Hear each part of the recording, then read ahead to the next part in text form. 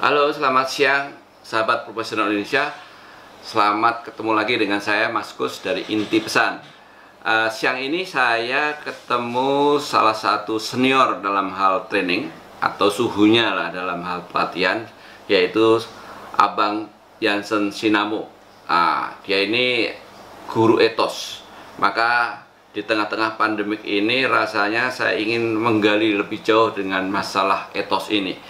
Bagaimana bangsa ini bisa bangkit dengan memperbaiki etos kerja yang bisa mendobrak pekerjaan-pekerjaan ini. Oke, kita tunggu dan ikuti channel berikutnya. Selamat siang. Halo, Bang Jansen Sinamo. Oke, selamat siang. Selamat siang. Ya, ini saudara sekalian, sahabat profesional Indonesia, saya siang hari ini sengaja mengundang seorang guru, guru etos kerja yang saya udah lama nggak ketemu beliau, ini luar biasa, dan kegigihannya beliau pernah luar biasa sakit, tapi jangan diceritakan di sini. Tapi semangat itulah yang dia membuat orang hebat ini. Jadi Bang Jansen ini adalah seorang, setahu saya itu di Indonesia trainer senior ya Bang Jansen gitu. Luar biasa. Iya, angkatan Banyak pertama gitu. saya. Ada Ya. yang tapi orang yang saya lihat totalitas lah. Abang ini soal pengembangan SDM, terutama soft skill. Maju terus, maju terus. Nah, akhirnya membuat sebuah buku yang namanya Etos Kerja. Nah, disinilah yang luar biasa. Sehingga saya siang ini ingin dapat eksplorasi atau pemikiran Abang tentang etos kerja. Jadi begini Bang, kita nggak usah bicara pandemik dulu lah, sudah ada yang ngurusin Bang. Tapi yang saya pikir masalah etos itu Bang. Bangsa ini kata Abang waktu dulu pernah saya ikut seminar kan akan bisa besar, akan bisa maju kalau mau merubah etos kerja. Nah, supaya teman-teman yang melihat di channel ini memahami Bang, perbedaan antara etos kerja, budaya kerja, dan cara kerja. Boleh sedikit disampaikan Bang, sebelum yang lain nanti saya tanyakan. Oke. Monggo Bang. Ya. Terima kasih Pak Kus. Jadi ini studi sejarah sebenarnya. Studi sejarah mengatakan bahwa kemajuan negara bangsa, suatu negara bangsa itu terkait secara langsung dengan etos kerja yang mereka miliki. Jadi dalam daftar negara maju, ya, versi IMF atau versi Bank Dunia kalau kita lihat, ya kan? Iya. Nah, negara-negara maju itu kan adanya di Eropa Barat. Ya, Norwegia, Swedia, Jerman, dan seterusnya itu puluhan, ya kan? Hanya sedikit yang di luar Eropa Barat, ya nanti di luar Eropa Barat ada Jepang, gitu ya. Itu dalam sejarah begitu, dan itu adalah suatu studi yang dilakukan oleh sejarawan. Mengapa, gitu loh? Nah, tadi jawabannya banyak sebenarnya, tidak hanya etos kerja, tetapi antara lain selain itu adalah penguasaan mereka atas sains, teknologi, dan industri. Juga terkait dengan budaya, demokrasi, juga terkait dengan hadirnya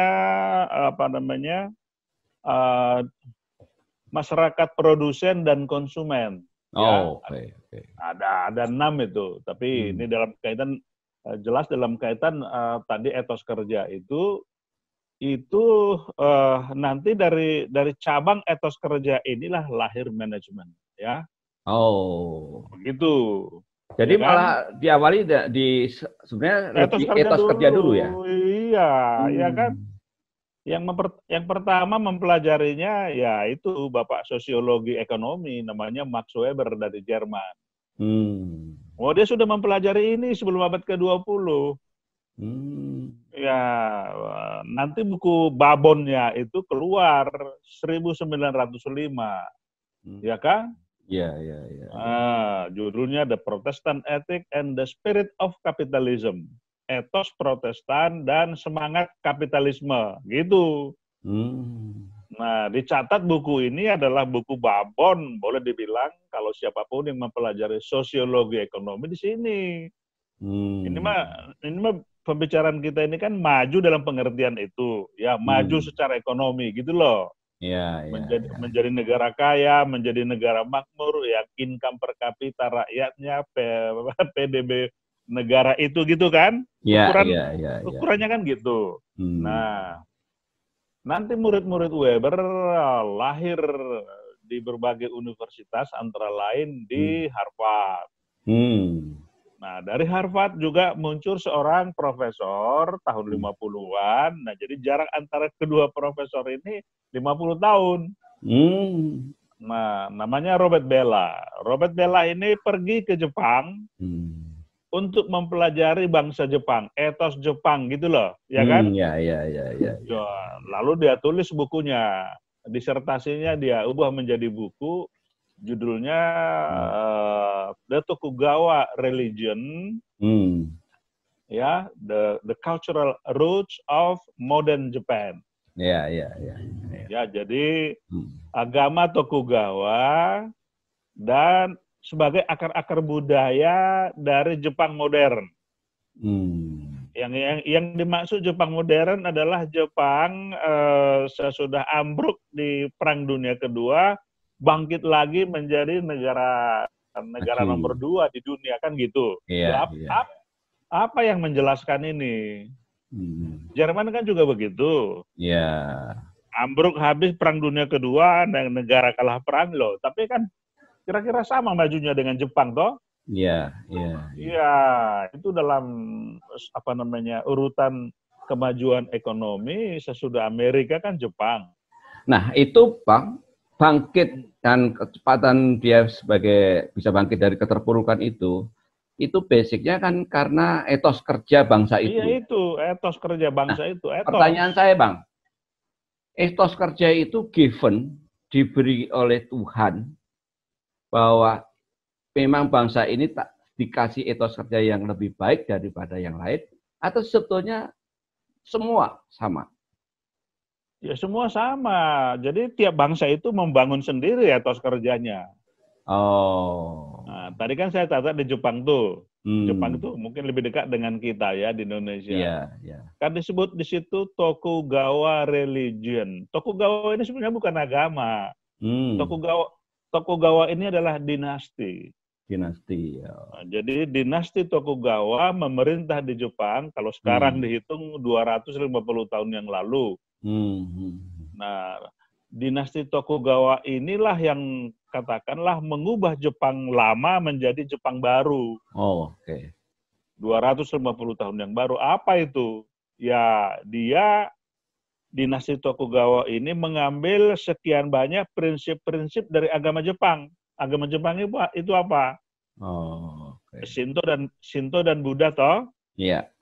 Nah, prinsip-prinsip agama ini oleh Tokugawa dioperasionalkan menjadi prinsip kerja, menjadi nilai-nilai kerja, menjadi aturan kerja. Nah, etos itu kan artinya spirit. Etos itu artinya roh. Etos itu artinya semangat. Nah, nanti ini muncul secara kasat mata etos Jepang ini, misalnya semangat gambate, tidak pernah menyerah. Ya, pokoknya ada tujuan, ada target, ada mission, kejar terus sampai berhasil, sampai mati kalau perlu. Begitu. Etos, ya kan? Itu ya. Luar biasa ya kalau bangsa kita punya seperti itu ya. Ya, itu. Nah, kita sudah ada. Kita juga bangsa Indonesia kan punya prinsip-prinsip agama juga ya. Semua agama kita ya, Islam, Kristen, Katolik, Buddha, dan kan kita punya. Indonesia negara beragama toh.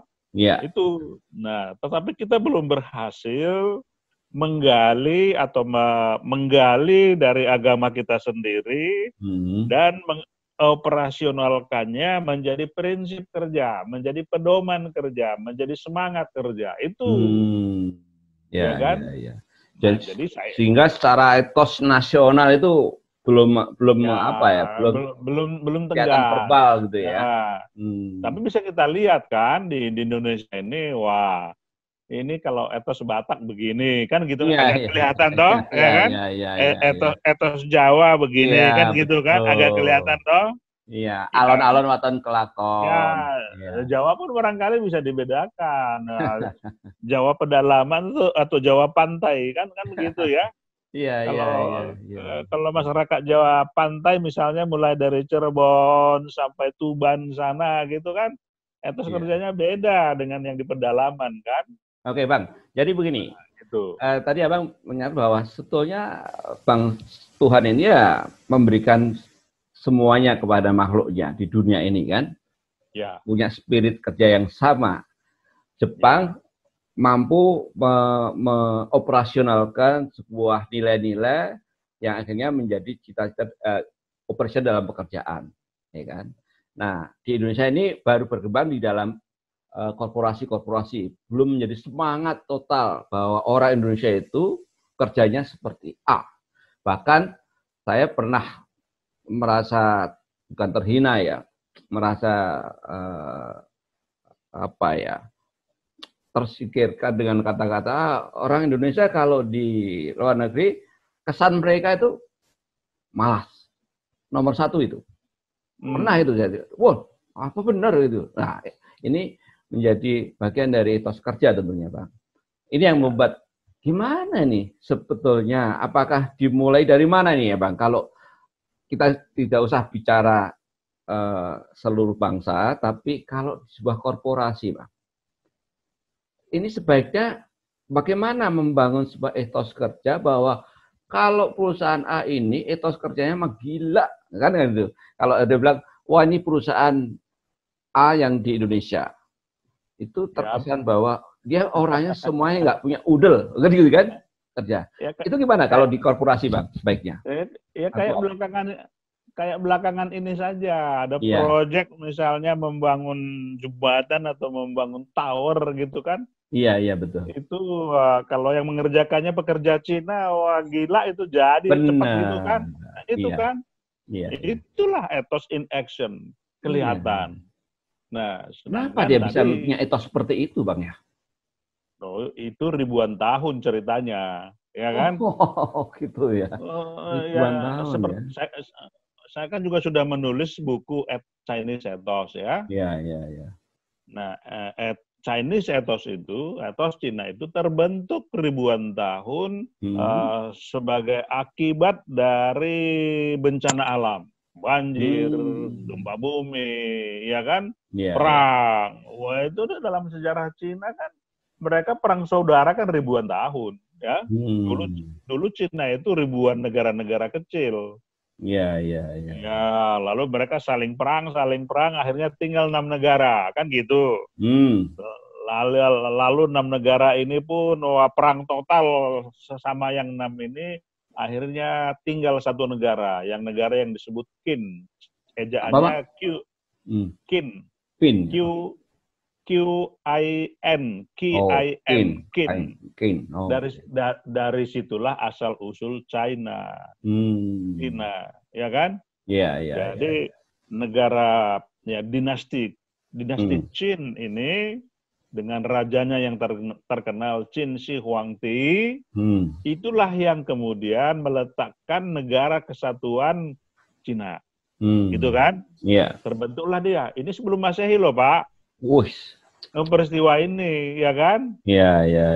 Nah, ya, tetapi dinasti Qin ini pun kemudian ambruk diganti oleh dinasti Han, kan gitu. Nah, dinasti ini saja berganti-ganti sudah 25 dinasti. Jadi karena pertengkaran ini yang membangun perang terus mereka. Ini ya. Jadi kalau ada perang itu kan bencana buat negara, buat bangsa. Loh, tapi Indonesia kan 300 tahun juga kita perang, Bang. Tapi kalah melulu, ya kan? Kalah melulu. Ya kan? Ya, ya, ya. Benar nggak? Benar. Antara. Iya, iya, iya. Ya Dan kan? iya, perangnya cuma sama satu ya. Dulu dibagi-bagi gitu ya, nggak menjadi oh iya, perang A, Iya perang kan? B gitu. Loh, ya kita itu kan merdeka karena Jepangnya sendiri ambruk dihantam bom atom di Jepang sana. Iya. Makanya Jepang terpaksa keluar mundur dari Indonesia karena di Jepangnya sendiri sudah dilibas dengan bom atomnya Amerika kan. Iya, betul, betul. Oh, itu celah sempit itu yang kita ambil untuk memerdekakan diri, proklamasi kan gitu, Iya, ya kan? iya, iya, iya, iya. Oh, kalau tempur langsung sama Jepang belum pernah kita kan?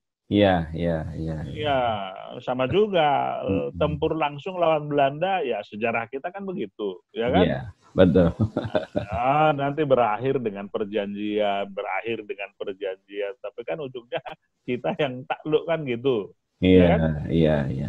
Ah, model Jadi perjanjian-perjanjian ini ya akhirnya kita kayaknya bangsa kita lebih banyak ke masalah basa-basi ya, mengedepankan apa ya, mufakat ya, kayak gitu-gitu ya, nggak membangun etos kerja ya tadi.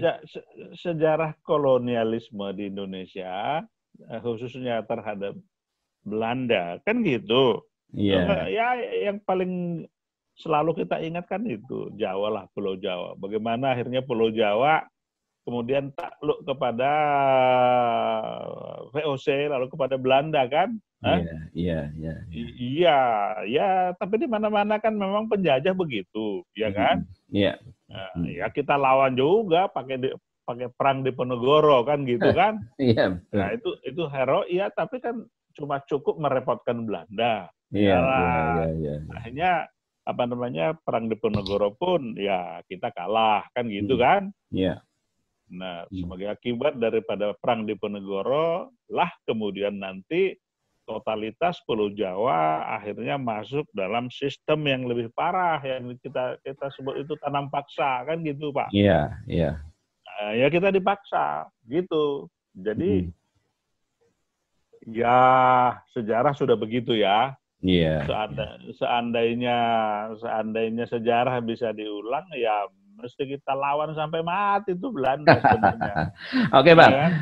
Kalau kita mau kembali ke sejarah kan agak susah nih, Bang ya.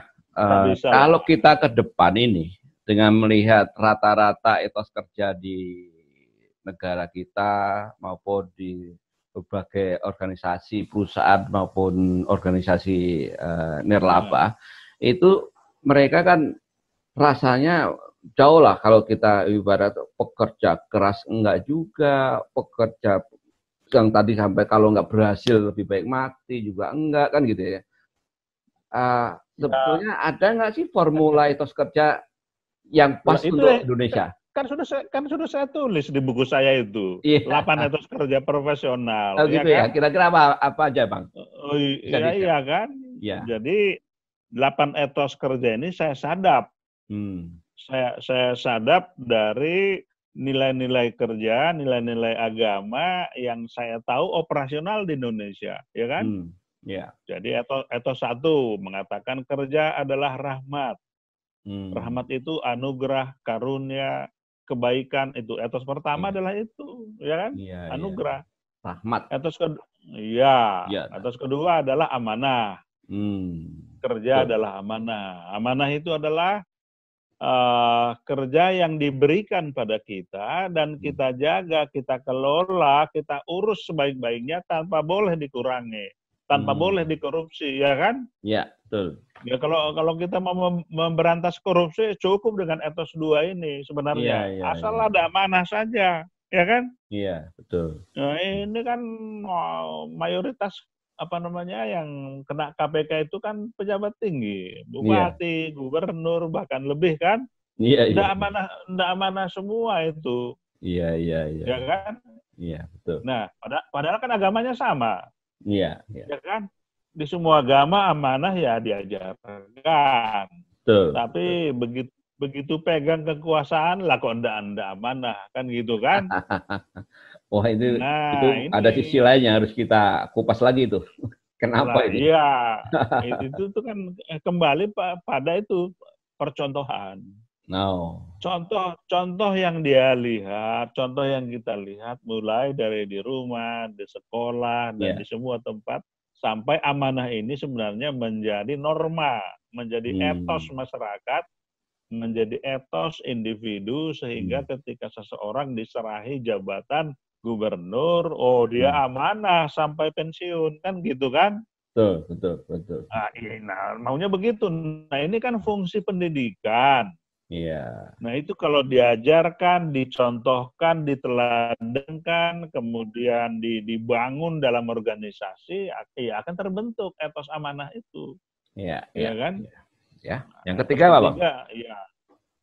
ketiga adalah panggilan. Kerja adalah Panggilan, calling. panggilan. Ya, panggilan ini kan menyangkut visi, menyangkut tujuan, sesuatu yang lebih besar dari diri kita yang menjadi overarching dari semua tujuan kerja kita. Itu panggilan, ya kan? Iya, iya, iya. Ya Bung Karno ditanya, ya kan? Ya dia menjawab, panggilanku adalah menjadi penyambung lidah rakyat Indonesia, gitu, Iya, ya kan? betul. Ya, seluruh panggilan Bung Karno atau itu ya riwayat perjuangan Bung Karno adalah itu. Bisa disederhanakan dengan kata yang sederhana tersebut, menjadi penyambung lidah rakyat Indonesia, gitu Pak. Iya, iya, iya. Nah, orang kalau punya panggilan ini, ya kokoh dia, ya kan? Kalau tidak ya seperti sekam yang berterbangan ditiup angin. Nah, kosong dari. Iya, gitu. Iya, iya, iya. Itu yang ketiga. Yang keempat, 8 nih kan? Ya. Yang keempat adalah kerja adalah aktualisasi. Jadi aktualisasi adalah orang yang mampu melihat sesuatu sampai ke bentuk yang tidak kelihatannya. Segala sesuatu awalnya itu kan tidak kelihatan. Iya, ya kan? Nih, misalnya mobil lah, mobil itu kan kelihatan. Iya. Tapi sebelum menjadi mobil, dia adalah besi, sebelum aluminium. Sebelum dia mobil besi dan aluminium misalnya, ya dia adalah biji aluminium, biji besi. Itu ada di bawah tanah, ya kan? Iya, iya, iya, iya. Nah, jadi kalau dibilang aktualisasi adalah proses mengubah yang tidak kelihatan sampai kelihatan. Wow. Itulah aktualisasi, ya kan? Proses mengubah yang tidak kelihatan menjadi kelihatan. Luar biasa. Jadi ini kalau orang biarpun kerjaannya itu hanya sebagai tukang sapu, ketika dia melakukan aktualisasi dengan bersih dan itu wah terasa yang banyak yang terlihat bahwa itu kerja aktualisasi dia gitu Bang. Ya apa namanya, tukang sapu nanti ceritanya lain lagi. Lain ya lagi. Kan? Ini itu etosnya lain, ya kan? Ya. Aktualisasi itu mengubah yang tidak kelihatan menjadi kelihatan. Tesisnya tadi kan, semua yang kelihatan pada awalnya tidak kelihatan. Ya. Wah, ini untuk mengerti ini kan, wah. Semua pendalaman dulu kan, sampai kita yakin yang tidak kelihatan ini sebenarnya tidak sekedar tidak kelihatan, yang tidak kelihatan ini namanya potensi. Ya kan? Iya, potensi, resource ya, betul. Ya di tangan kita lah potensi-potensi yang tidak kelihatan ini menjadi sesuatu. Satu persatu kita ubah menjadi kelihatan melalui kerja. Itu, ya kan? Ini teachingnya kan dalam ini kan? Iya. Tapi orang harus ngerti, ya kan? Betul. Terus yang kelima, Bang? Kerja adalah ibadah, yang kelima. Oh, ibadah. Nah, ibadah. Itu berarti ibadah ini. Oh, betul-betul apa ya? Sujud, betul-betul tawadu, betul-betul lain, Pak. Oh, gitu. Ya kan? Iya. itu ibadah yang Bapak maksud Spiritual. itu di rumah ibadah itu. Gitu ya. Ya Gimana, kan? Bang? Tapi kalau ibadah di ruang kerja adalah kita harus membayangkan Tuhan hadir di ruang kerja, gitu loh Pak. Oh, Ya kan? diawasi oleh. Ya, Bukan cuma diawasi, ya kan? ya. Kalau Tuhan kita bayangkan, kita yakini, kita hayati Tuhan itu ada di ruang kerja sini, maka Tuhan itu kita rasakan dan kita perlakukan sebagai motivator kita, sebagai teman sekerja kita, kan gitu kan? Oh gitu maksudnya, ya. Oh iya, dan tujuan pekerjaan kita, ya kan? Ya. Bahwa pekerjaan itu adalah sebuah bakti kepadanya, ya. Oh. Semua proses kerja itu adalah proses beribadah kepada Dia, kan gitu. Siap. Wah itu loh, teaching ini kan dalam Pak, ya kan? Iya. Ya orang harus bersedia diajar dia dengan diam menyimak satu hari gitu loh, ya kan? Ya. Kalau enggak ya dia kan sok Lepas. pinter. Oh, ibadah itu kan di masjid, di gereja kan gitu kan? Iya. Ya, kerja adalah ibadah. Sekali lagi, kita menghayati, membayangkan, mengimani Tuhan yang Maha Esa, Tuhan Sang Maha Baik itu ada di ruang kerja kita, Pak. Gitu. Oke. Ya kan? Ya. Itu yang kelima. Ya. Yang keenam? Kerja adalah seni. Seni ya? Oh. Iya, seni berarti membuat segala sesuatu jadi elok, jadi cantik, jadi keren, kan gitu kan? Kalau dia seniman kan dia bisa mengubah akar-akaran tanggul kayu atau tunggul kayu menjadi barang seni kan? Seniman itu bisa mengubah batu menjadi patung kan, yang mahal harganya kan? Iya. Itu. Nah, seniman itu adalah bekerja dengan kemampuan estetik yang tinggi, ya kan? Seniman. Nah, ini yang ketujuh apa, Bang? Tujuh, Bang. Ini terkait dengan kreativitas. Ya, kan? yang ketujuh. Yang ketujuh, kerja adalah kehormatan. Oh, kehormatan. Iya, iyalah kalau nggak kerja nggak berasa nggak dihormati orang itu maksudnya ya. Lebih daripada itu, Pak. Ya kan? Ya. Kerja itu adalah mahkota dia. Pekerjaannya itulah mahkotanya. Kalau dia tukang sapu, maka menyapu itu adalah mahkotanya. Menyapu itu adalah harga dirinya. Oh. Kalau dia tukang solder, maka menyolder itu adalah kehormatannya, harga dirinya. Maka meskipun bagi orang lain barangkali menyolder itu pekerjaan hina, ya toh, tapi bagi si penyolder yang punya etos 7, maka dia akan menyolder dengan kualitas setinggi-tingginya. Hanya dia yang mampu mengerjakannya, karena dari situ dia dihormati, ya kan? Profesional ya? Oh ya, highly profesional kan? Itu ketujuh. Yang terakhir? Kerja adalah pelayanan. Oh, melayani.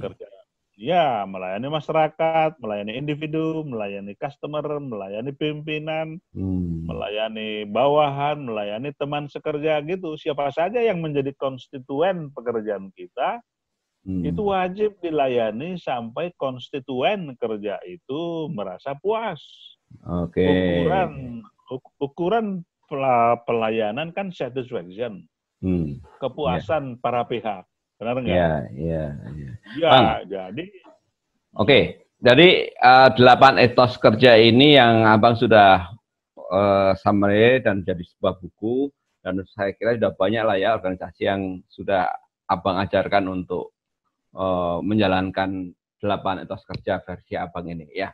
Nah, pertanyaannya Bang, ini untuk semua golongan ya, dari atasan sampai bawah, betul, harus memiliki satu pandangan yang sama dengan masalah etos kerja ini ya.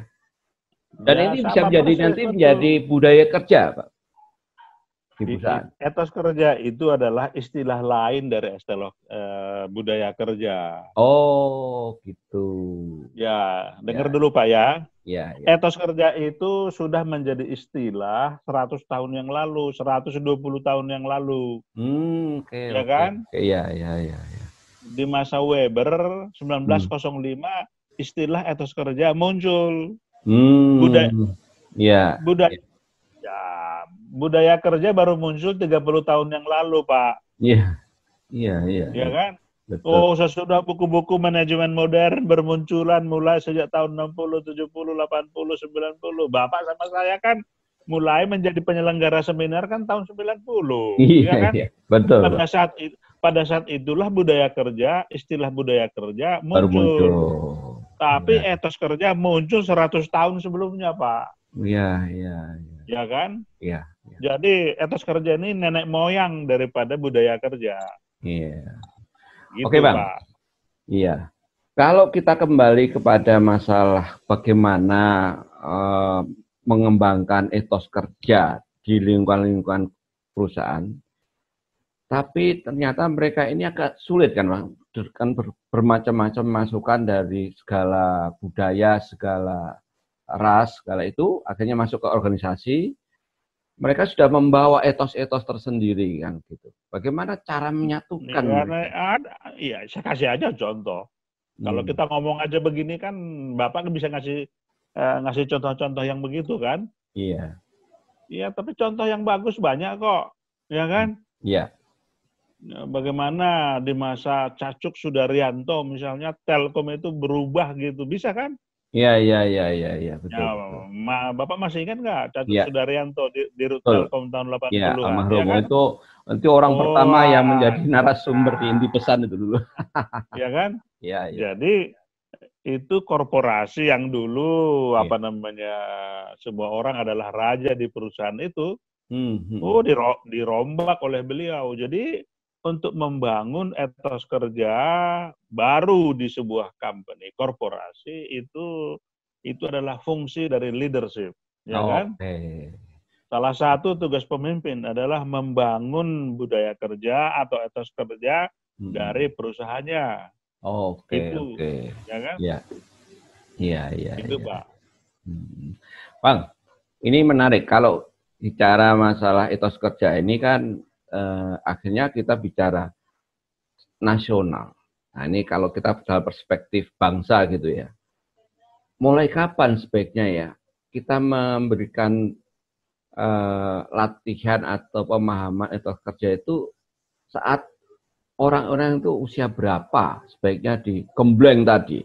Karena kita kan tidak lagi menghadapi perangan dan anak-anak itu diajari perang gitu kan.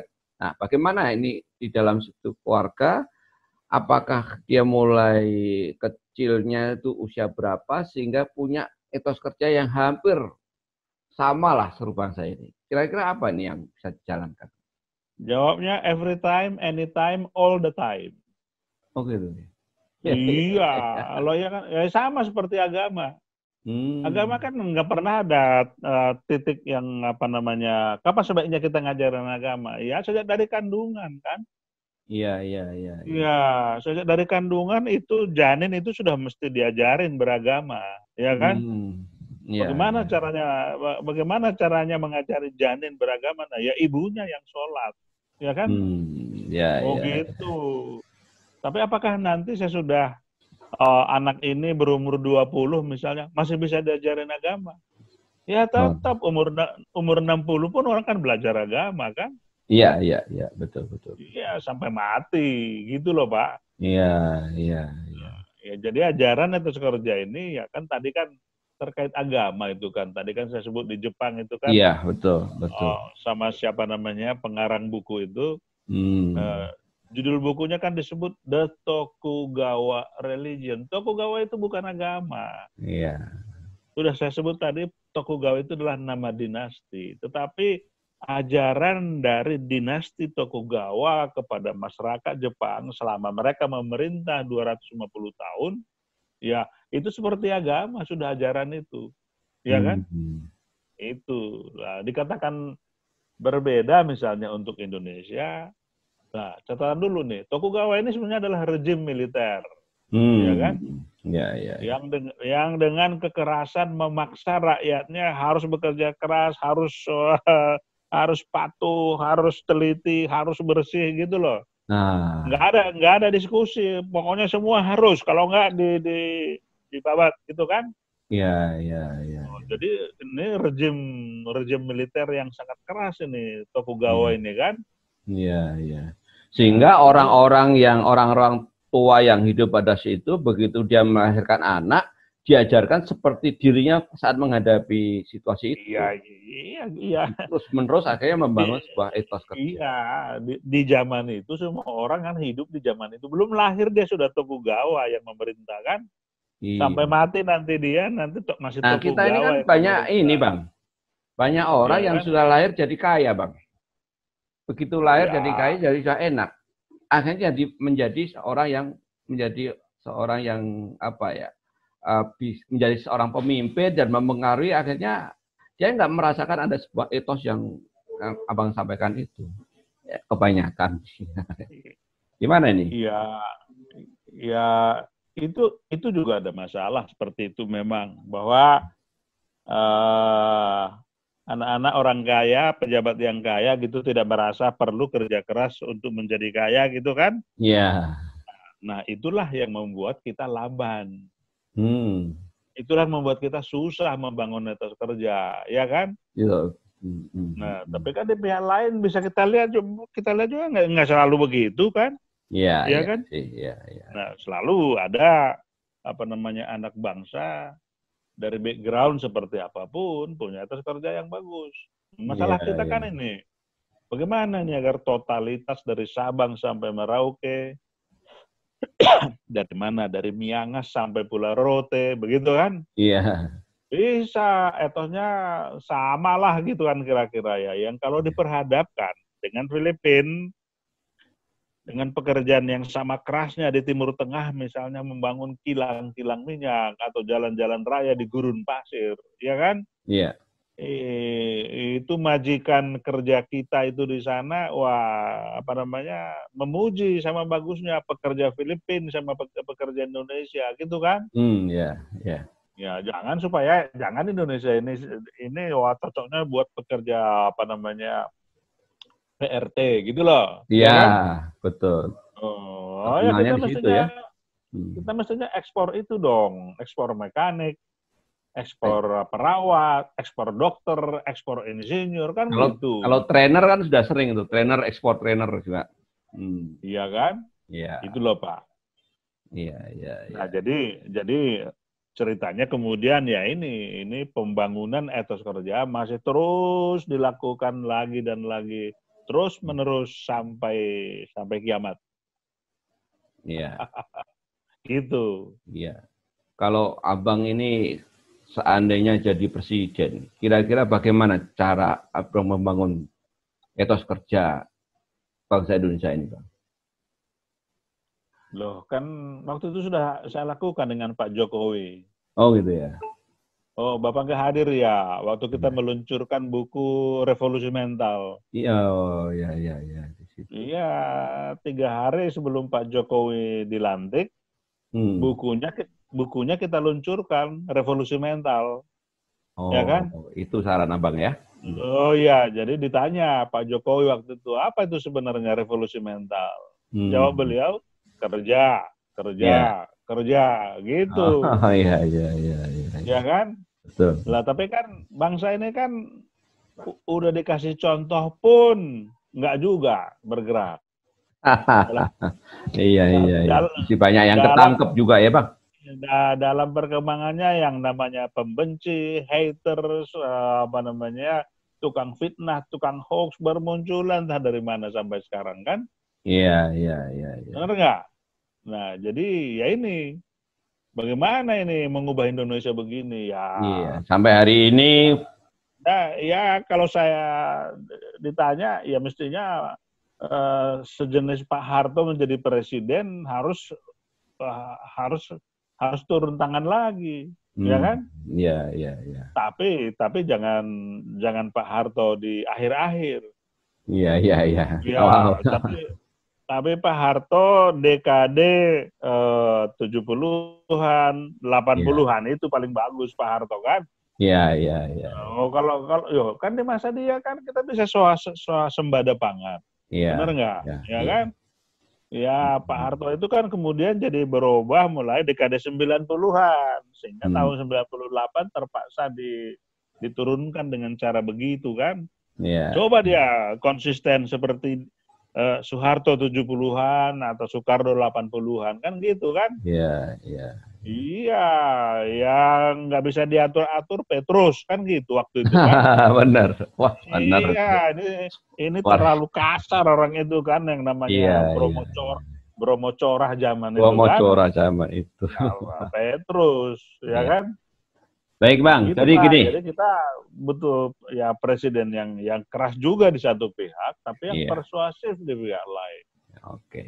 Bang, kembali kepada tadi masalah etos kerja di organisasi, di bisnis tadi, Abang sampaikan bahwa peran seorang leader lah yang mampu ya, yang harus Intinya itu, menata betul. kembali anak Ya, buah supaya memiliki etos kerja yang baik.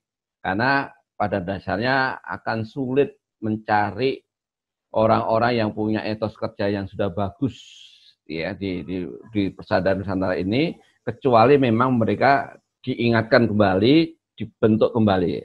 Meskipun fisiknya itu sudah ada, ya kan? Nah, kalau dalam proses pengembangan SDM untuk memiliki etos kerja seperti ini, Bang, kira-kira kalau barat tadi bikin sepeda atau bikin motor atau bikin orang yang tadi nggak punya etos kerja yang baik, itu perlu berapa lama pengalaman Abang? ya pendidikan atau pengembangan etos kerja itu adalah ongoing, Pak. Jangan dipikir, wah ini kita bikin kurikulum 3 bulan. Enggak begitu cara berpikirnya. Ya Oke. kan? Hmm. Selama dia kerja di korporasi itu, selama itu pula dia terus belajar etos kerja dan ikut mengembangkan etos kerja. Gitu loh, Pak. Hmm. Ya kan? Ya, ya, ya. Ya, sampai dia pensiun nanti di sana, dia mewariskan apa? Mewariskan ya budaya kerja, etos kerja bagi Hmm. perusahaannya, bagi junior-juniornya, gitu caranya. Jadi ini ongoing. Oke. Ya, ini kurikulum seumur hidup bagi Hmm. setiap pekerja di sebuah perusahaan, gitu. Hmm. Tapi etos kerja bagi orang ini bisa diseleksi, Bro. Artinya gini, kalau saya sebuah perusahaan, saya ingin kira-kira karyawan yang saya akan terima nanti sudah punya basic mental 8 ini. Kira-kira bisa nggak, Bang? Dilihat dari scoring tes psikotes. Ya, bisa saja, Bisa ya. ya kan? Ya. Siapa di antara pekerja-pekerja baru ini yang memiliki, katakanlah 8 etos? Dapat skor berapa? Ya, sangat Potensi lah ya. bisa, ya kan? Itu kan tinggal membuat apa namanya manajer rekrutmen membuatnya menjadi bahan tes. Betul. Sehingga etos kerja ini menjadi isu yang Betul. terkini bahwa sebuah perusahaan kalau ingin sukses, rekrutlah orang-orang yang punya basic atau Iya, potensi 8 iya etos kerja ini. betul. Oleh Jangan karena itu, semata-mata IQ saja, Bang ya. Nah, karena itu etos kerja mesti diajarkan dari sekolah. ya, ya, Itulah sebabnya saya sudah menulis buku, saya sudah 8 etos. ya. Saya tulis buku etos keguruan, ya Oh, kan? oke. Wah, ini buku etos keguruan, nggak tahu berapa banyak yang sudah memakai dan menggunakan itu di seluruh sekolah-sekolah kan. Maksudnya supaya etos itu mulai hadir di sekolah-sekolah gitu loh, ya kan? Ya, ya, ya. Ya, jadi kalau seorang anak 12 tahun misalnya selama 12 tahun mendapat katakan menu etos kerja Iya, dari pendidikannya kan outputnya di sana kan punya etos dia.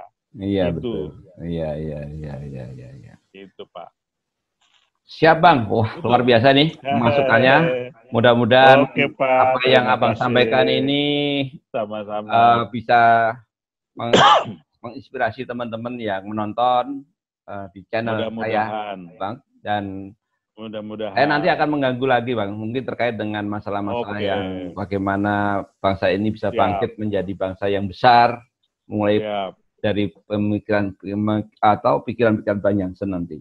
Iya. Siap. Oke, Terima Pak. kasih Terima waktunya, kasih. Bang. Selamat Terima siang. kasih. Selamat Sukses selalu, siang. Bang. Thank Oke. you. Thank you. Oke.